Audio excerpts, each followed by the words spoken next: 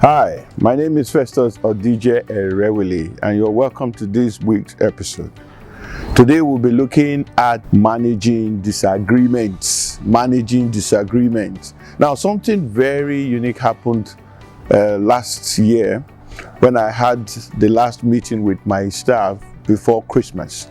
And because we had done very well in the company at that time, having looked at our books, and I needed to make everybody happy, I told them that they should choose any place of their choice for the Christmas holiday so that we could have a time to, relax.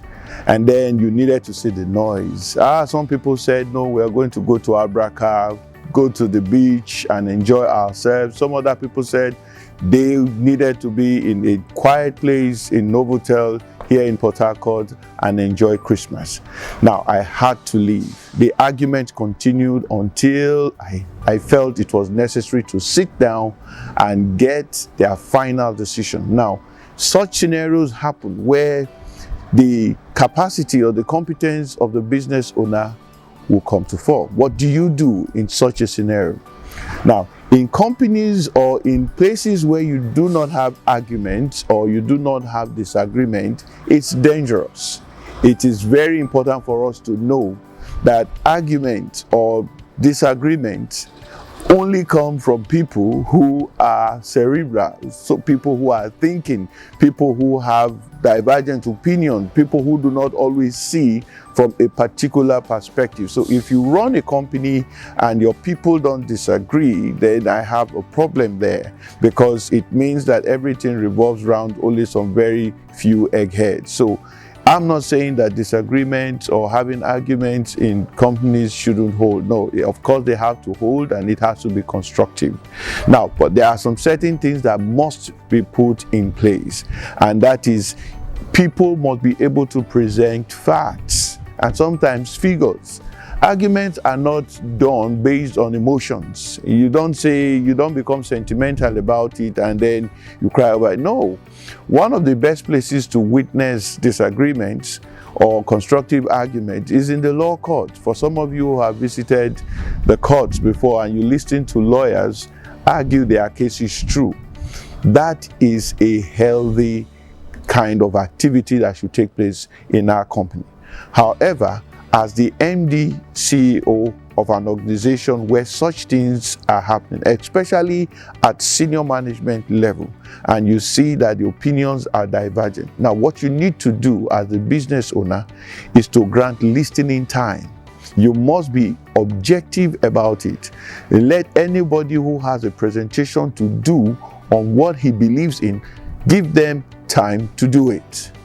And after they have argued their points through, be objective, because it's for you to now make a decision or take a decision from that presentation.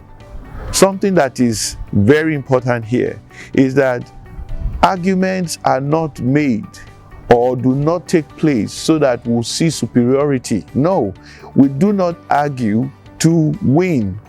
We argue to agree. We disagree to agree. And so in every situation where these things happen, we must come to a point where we will all agree.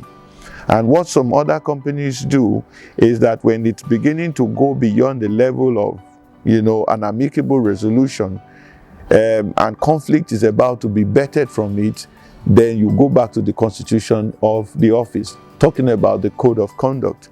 Now that will be able to take care of so many other things. In case you do not have it, it's important that you as a business owner who is operating a structured company should put that in place.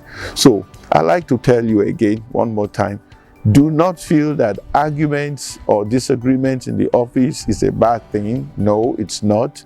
It's just that we must do constructive arguments, and let us at the end arrive at a solution that every one of us will be happy. My name, like I said, is Festus Odije Erewele. I'm a business consultant, and we've been running the CEO Masterclass for the past 7-8 months right now, and we've been getting plenty of comments, criticisms, and other things. Now, this channel is basically knowledge sharing, and if you have anything to tell us, please feel free to, and subscribe Just tell your friends about what's happening on the CEO Masterclass, and I'm sure they will like it. Until I see you next week, please keep safe and remain blessed. Thank you.